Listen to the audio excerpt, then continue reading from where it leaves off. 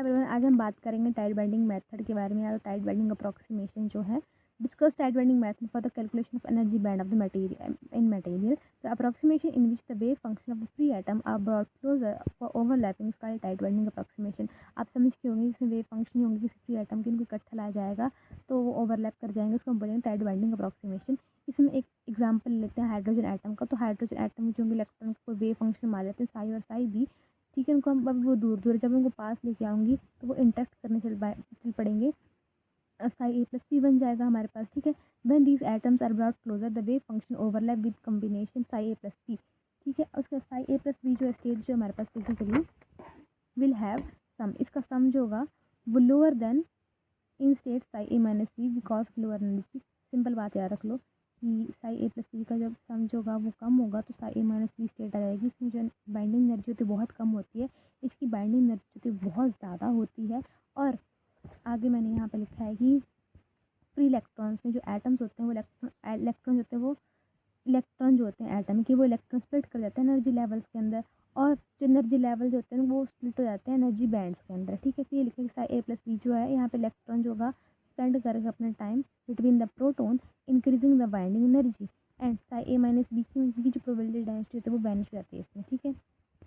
Clarity के लिए फिर से बता देती हूँ यहाँ पे कि साई ए प्लस बी जो यहाँ पे जो इलेक्ट्रॉन स्पेंड करता है part of the time between the proton increasing the binding energy. Similarly यहाँ पे in psi A minus B probability density vanish, और ये भी बताया मैंने केस आपको वो स्प्लिटिंग जो होती है एनर्जी लेवल एनर्जी बैंड में, तो इस चीज़ को हम बोलते हैं linear combination of atomic orbitals, ठीक है। अभी जो भी एक बहुत कॉम्प्लिकेटेड है, ठीक है, इसको मैं आपको बताती हूँ ईजिली। शुरू करते हैं यहाँ से कि हमारे पास क्या होता है। बेसिकली हमें एक वैल्यू याद करनी पड़ेगी, ठीक है। वो वैल्यू क्या होगी मेरे पास कि psi K of R is equals to C K जे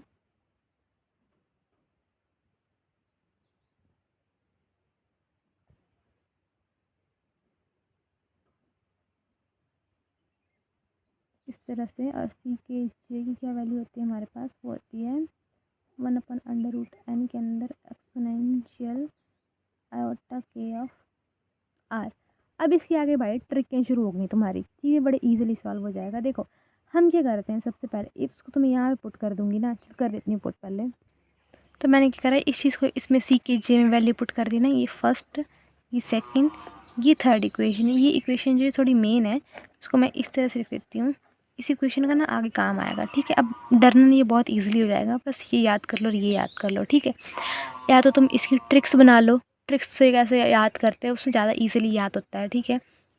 तो अब मैंने क्या करा, अब मैं लेट कर दूँगी ये चीज़ है ना यहाँ पे। तो अब मैं क्या करती हूँ कि एक बार मैं पुट कर देती हूँ आर को, मैं एक बार आर जे पुट कर देती हूँ, ठीक है। फिर उसके बाद मैं आर को क्या पुट करूँगी, आर प्लस टी पुट करूँगी, ठीक है। एक बार आर जे एक आर प्लस टी। अब मेरी बात को याद रखना, एक बार तो मैंने पुट कर दी आर की वैल्यू, आर जी यहाँ पे देखो मिल रहा है, ठीक है। उसके बाद जो आर जे की वैल्यू होगी ना, आर जे जहाँ पे तुमने आर जे लिखा होगा ना, उसकी जगह तो फिर तुम टी पुट कर दोगे, ठीक है। तो इस समय ये मिल रहा है कि एक आर की वैल्यू क्या है, आर जे है, देन आर जे की जहाँ पे लिखा होगा वहाँ पे तुम टी पुट कर दोगे, ठीक है। एक ट्रिक तो तुम्हारी यहाँ पे होगी, ठीक है, याद करने की, क्योंकि अगर मैं तुमको अपनी नोटों को बताऊँ तुम पागल हो जाओगे। ये देखो, मतलब लिटरली कुछ भी समझ नहीं आएगा यहाँ पे, कुछ भी समझ नहीं आएगा।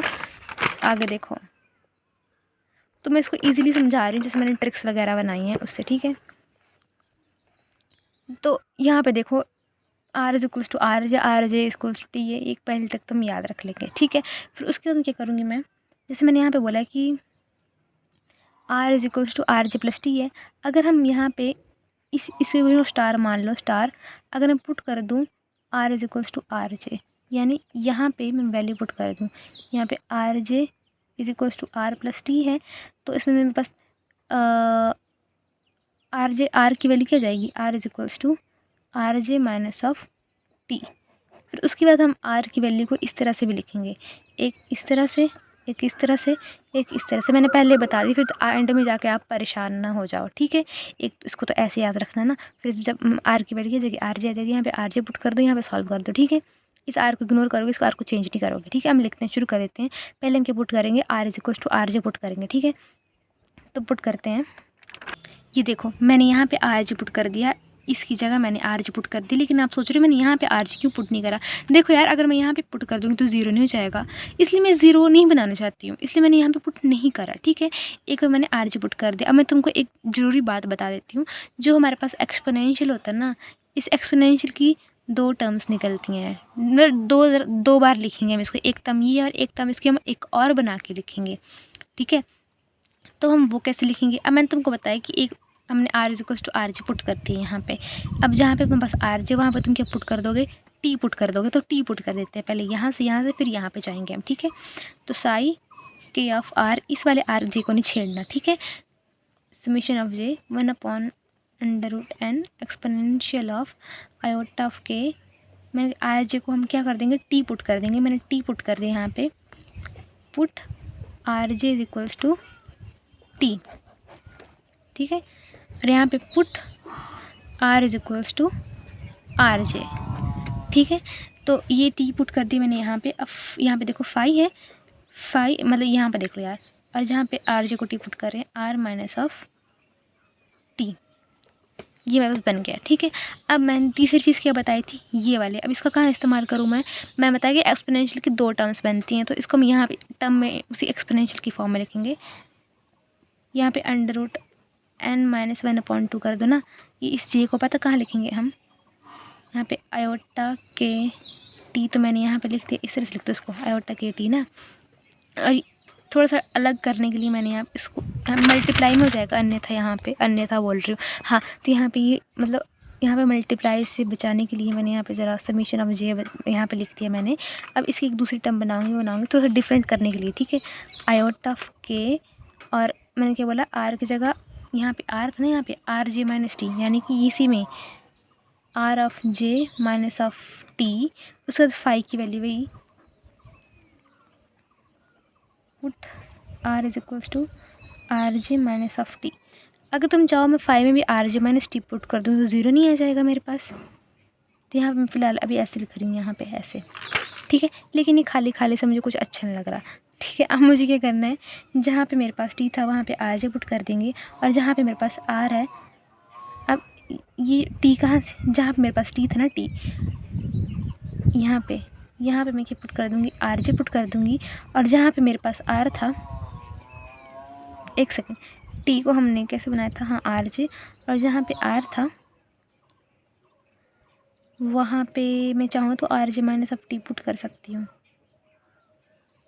चलो ठीक है, इसको नहीं चेंज करना है, कोई दिक्कत नहीं है, कोई वैसे भी हमने आगे इसको यूज़ तो करना नहीं है। तो Sai K of are complicated हो जाएगा आगे जाके, तो हमने ये चीज़ और ये चीज़ इनको पूरे को हम मान लेते हैं साई ऑफ आर, और यहाँ पे क्या लिखेंगे, एक्सपोनेंशियल ऑफ आयोटा के टी। तो ये मेरे पास क्या बनती है, ये जो इक्वेशन बनाई ना मैंने, ये इसको हम बोलते हैं ब्लॉक फंक्शन, ठीक है। टीचर समझ जाएगा कि हाँ बच्चे ने कुछ कराया, ठीक है। अब इसके आगे हम क्या एक नई चीज़ों को इंट्रोड्यूस करवाएंगे, ठीक है। तो उसके लिए हमारे पास जरूरी इक्वेशन ये वाली है, तो इस इक्वेशन को मैं आगे पेज में लिखती हूँ, ठीक है। ठीक है, क्या ये हमारे पास देखिए, मेरे पास जो बॉक्स के अंदर इक्वेशन बनाया था उसको मैंने इस तरह से लिख दिया, ठीक है। अब मुझे क्या करना है, मैंने हैमिल्टोनियन की बात करनी है। The first of order energy can be calculated by Hamiltonian. तो हैमिल्टोनियन से अब देखो, क्वांटम मैकेनिक्स में हमने एक चीज़ पढ़ी है, कहाँ पर लिखूँ, हमने पढ़ा है कि X side equals to E side, यानी कि ये स्टेट वेक्टर्स होते हैं ना, और ये आइगन वैल्यू होती है, इसकी वैल्यू क्या होती है, तो ये लिखे कि हमने एक्स हम बाद में इंपुट करेंगे, ठीक है।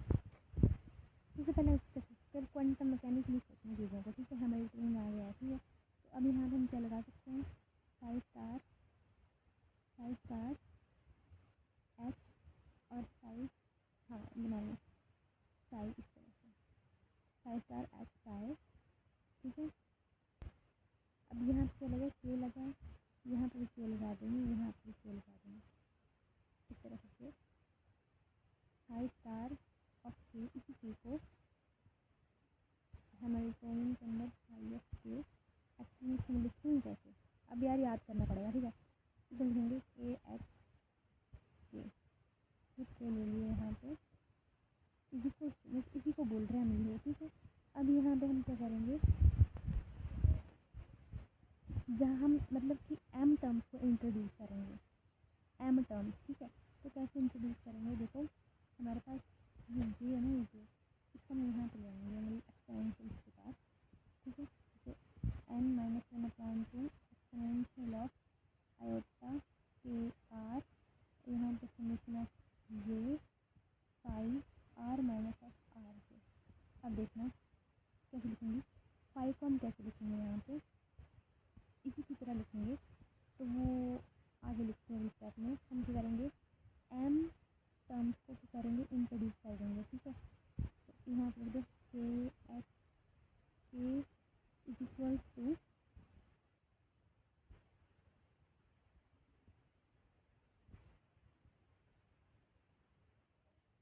एक सेकेंड, यहाँ पे आर है ना, जहाँ पे आर एम टर्म को इंट्रोड्यूस कर रही है ना, यहाँ पे मेरे पास R minus of R M होगा, ठीक है। इस तरह से एम इंट्रोड्यूस कर दिया, इसको यहाँ पे समेशन ऑफ जे है तो समेशन ऑफ एम भी लगेगा मेरे पास, और फाइव को कैसे लिखेंगे, फाइव स्टार ऑफ एम, यहाँ पे एच, और यहाँ पे फाइव ऑफ एन कर दो यहाँ पे, ठीक है। ये आर माइनस आर जे को बताती हूँ क्या लिखना है। अब यहाँ पे देखो, ये जो मेरे पास आर है ना, यहाँ पे जे और एम लिख रहे हैं ना, यहाँ पे हम जे लगाएंगे, ठीक है। और अब हम क्या करेंगे कि जो R M minus R J जो होता है ना, बेसिकली इसकी वैल्यू होती है डेल्टा ऑफ एम, ठीक है, R M minus R J की। तो इसको वैल्यू को यहाँ पे पुट कर दो, और यहाँ पे लिखा कि फाइव की वैल्यू क्या, R minus of R J. इसको देख लो, फाइव की यहाँ वैल्यू नहीं है, लेकिन फाइव के साथ लिखो तो हम बोलेंगे फाइव की वैल्यू है, ठीक है, आर माइनस ऑफ आर जे।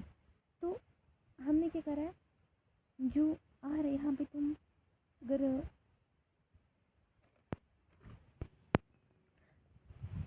एक सेकेंड, पहले हम इसको देख लेते हैं फिर देखते हैं इसकी बात करते हैं। यहाँ पे मैं लिखा है कि ये R J minus R M हो गया, उल्टा हो गया, तो माइनस ऑफ आयोटा के आ जाएगा हमारे पास यहाँ पे। तो एन की power 1/2 exponential of minus of iota के, और यहाँ पे डेल्टा एम, इसे से मैं लिख दिया। अब देखो यार मेरे पास बारी आ रही है फाइव की, अब मैं फाइव को किस तरह से लिखूँ। अब देखो जब तुम लोगों ने R J minus R M करा हुआ था ना, तो वही वैल्यू हम ले लेंगे कि हमारे पास G five is equals to R J minus of R M था, इसको देखेंगे five is equals to R J minus of R M था। बेसिकली ये R J minus R M है क्या हमारे पास, डेल्टा है, ठीक है। हम इसे ये मानेंगे डेल्टा है, तो सॉरी जैसे यहाँ पे लिखे ना R M minus R G पूरा डेल्टा एम के बराबर है, तो मैं लिखती हूँ कि ये किसके बराबर है, डेल्टा एम के बराबर, और ये क्या है, R J minus of R M. लेकिन एक्चुअल में ये तो है आर ही ना, आर और डेल्टा एम, तुम कर दो R minus of delta M, तो ये किसकी वैल्यू आती है, तुम्हारे पास फाइव की वैल्यू आती है। याद करने का तरीका, ठीक है। अब देखो यार बुक में ऐसा मतलब बड़ा गंदा मनहूस सा लिखा हुआ था, तो मेरे को तो वो पढ़ नहीं पड़ रहा था, मैंने अपने अकॉर्डिंग बताई कि वैल्यूज को किस तरह से लिख रहे हैं, ठीक है। इसको देख के कर रहे हैं हम यहाँ पे, ठीक है। तो इसको मैं आधी टर्म यहाँ पे इसमें यूज़ होगी, यहाँ पे लिखती हूँ, यहाँ पे फिर से इस चीज़ को। अब देखो मैंने ये टर्म लिख दी है, जो मैंने मतलब कि वैल्यू बनाई आर माइनस ऑफ, इसको भूल जाओ, ये मैंने एक्चुअली पूरी लाइन नहीं हो रही थी ना, पूरी इसलिए किया था मैंने यहाँ पे। तो देखो इसको देख के मैंने फाइव की वैल्यू बनाई, इसे ना इसी को देख के मैंने फाइव की वैल्यू बनाई। फाइव की वैल्यू कैसे बनाई कि हमारे पास है phi is equals to R J minus of R M. अगर यहाँ पे लिखा है R M minus R J minus R M क्या डेल्टा एम है, तो लिखते कि delta M is equals to this thing. तो इस पूरे को क्या बोलते हैं, आर नहीं बोल रहे, इसके अंदर सब्ट्रैक्ट करो तो फाइव की वैल्यू हम ये लिख देंगे, फाइव हमारे पास ये है। अब यहाँ पे वही चीज़ लिखती है मैंने sorry sorry, phi star R minus of ये डेल्टा एम, आगे एच था एच लिखा दिया, यहाँ पे एन था फाइव ऑफ आर कर दिया मैंने यहाँ पे, ठीक है, आर की फॉर्म को बनाने के लिए, ठीक है। अब मैंने क्या करना है यहाँ पे, अब नई चीज़ इंट्रोड्यूस हो रही है, वो हो रही है इस तरह से डी वी करके फाइव स्टार, और ये चीज़ R minus of delta of M और H five of R as it is, ठीक है। इस तरह से लिख रहे हैं हम इसको। फिर हम क्या करेंगे एंड में कि ये जो मैंने चीज़ लिखी हुई ना, ये वाली, ये वाली चीज़ों को हम नेगलेक्ट कर देंगे, इनको नहीं लिखेंगे, ठीक है। और जो ये किसके बराबर चला हुआ था, ये सारा स्टेप चला हुआ था KHK के बराबर, ठीक है। इसको नेगलेक्ट कर दी तो अगले पेज में देखो मैंने क्या लिखा है, वो मैं लिखे कि वो नेगलेक्ट कर दी ना वैल्यूज़, बाकी KHK के बराबर थी। अब H को बाहर निकाल दो, K और K क्या होता है कैट के अंदर हमारे पास, H को बाहर निकाल दो, K bra ket of and K of ket, वो कितना बन जाएगा 1 बन जाता है। तो यहाँ पे बन जाएगा H इज इक्वल्स टू, और H क्या होता है बेसिकली एनर्जी का फंक्शन होता है, तो एनर्जी हो जाएगी, यहाँ पे H नहीं आएगा, एनर्जी इज इक्वल्स टू यही चीज़ यहाँ पे हो जाएगा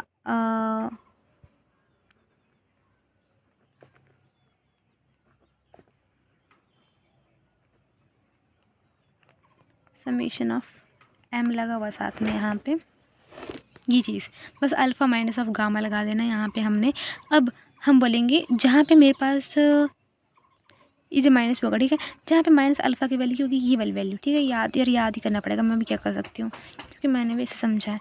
R minus of delta M, ये H फाई ऑफ R, मैंने बताया अभी, वजह बताइए क्यों किस तरह से क्या हुआ, याद करना है तो कैसे याद करना है, ठीक है। ये इसकी वैल्यू ये होती है। अगर हम मतलब कि जैसे वैसे ये लिखने की इतनी ख़ास ज़रूरत भी नहीं है, बस ये कर दो, यही तुम्हारे पास एंड रिज़ल्ट वाली वैल्यू आ जाएगी, ठीक है। लेकिन और पेपर में ज़्यादा बढ़ाने के लिए मुझे करना पड़ रहा है ये, ठीक है, R माइनस ऑफ RM। तो अगर हम चाहें तो इस M को रिमूव भी कर सकते हैं क्योंकि हमने खुद से M इंट्रोड्यूस करवाया था, delta H phi of R, कि हम इस तरह से लिख सकते हैं माइनस ऑफ अल्फ़ा को। फिर आगे जो हमारे पास ये ई है ना, ई के साथ ये के लगे थे, यहाँ पे के लग जाएगा। जो ई ऑफ के की वैल्यू क्या आती है हमारे पास, minus of alpha minus of gamma M exponential of minus of iota K delta M, ये चीज़ आ जाती है तुम्हारे पास, ठीक है। फिर आगे तुमने क्या करना होता है कि तुमको 2 डायमेंशन में या सिंपल 2 डायमेंशन के लिए करना है, आप लिखेंगे हम फॉर 2 डायमेंशन हम लिखेंगे सिंपल क्यूबिक को। तो सिंपल क्यूबिक यार याद करना पड़ेगा ये भी कि ई के की वैल्यू क्या होगी, minus of alpha minus of simple cubic की बात हो रही है, यहाँ पे 2 गामा लग जाएगा, ठीक है। और जब हम बात करेंगे FCC की, यहाँ पे सिंपल क्यूबिक चला था, जब FCC की बात करेंगे तो यहाँ पे 8 लग जाएगा, ई के minus of alpha minus of 8 gamma, ठीक है, कि मतलब इसके 8 नियरेस्ट नेबर हैं और इसके 2 नियरेस्ट नेबर हैं। तो यहाँ पे हम लिखेंगे cos KX plus cos K/A plus cos KZ, क्योंकि डायमेंशन लिख रहे हैं XYZ डायमेंशंस जो भी होती हैं हमारे पास, और यहाँ पे इसका हाफ लिख देंगे cos of 1/2 KX of A plus cos, यहाँ प्लस नहीं मल्टीप्लाई कॉस 1/2 KYA, और यहाँ पे cos 1/2 same KY what ever, ठीक है, KZA, इस तरह से लिखा जाएगा। तुमको फिर से समझा देती हूँ सारी चीज़ें क्या मैंने क्या कैसे लिखी हुई हैं। देखो सबसे पहले तो मैंने तुम लोगों को इसके बारे में बताया कि हाँ ये मेरे पास ये चीज़ होती है, ठीक है। फिर मैंने यहाँ से शुरू करा कि साई की of R is equal to summation of, ये चीज़ याद करनी पड़ेगी। फिर तुमने क्या करा कि ये इस सी की जी की वैल्यू तुमने यहाँ पे पुट करी तो मेरे पास ये वैल्यू बन गई। फिर हमने क्या करा ट्रिक्स बनाई अपनी कि हम R is equal to RJ put कर रहे हैं, यहाँ पे RJ लिखा हुआ है ना, तो यहाँ से याद कर लेना कि यहाँ पे R is equal to RJ put कर रही हैं, यहाँ पे R is equal to RJ। फिर तुमको याद करने के तुम उसको तुम क्या करोगे, R is equals to RJ है, फिर और R is equals to R plus T put करते हैं, R is equals to RJ, R is equals to R plus T। फिर यहाँ से हमने बनाया कि RJ को हम R बोलते हैं और RJ is equals to T भी बोलते हैं, RJ को इज इक्वल्स टू ये R भी बोलते हैं, RJ को हम T भी बोलते हैं, ठीक है। पुट कर देंगे R is equals to RJ हम पुट कर रहे हैं, और ये R इज इक्वल RJ और RJ इज इक्वल्स टू यहाँ पे R की जगह मैं क्या कर रही हूँ RJ R प्लस T, यहाँ पे इसको सब सॉल्व कर दिया RJ माइनस ऑफ T, तो 1 2 3 वैल्यूज़ मेरे को मिल जाती है। मैंने बताया कि एक्सपोनेंशियल तुम 2 तरह से लिख सकते हो, तो मैंने किस तरह से लिखा है वो सारी चीज़ें यहाँ पे लिखी हुई हैं, ठीक है। फिर आगे ई है हमारे टोन वाले टर्म्स है, फिर M टर्म्स को हमने इंट्रोड्यूस करवाया कुछ इस तरह से, फिर बाकी आपको याद करना पड़ेगा। सॉरी थैंक यू यार, बट मैं सिर से बताऊँ तो मैंने बुक से ऐसे पढ़ा है।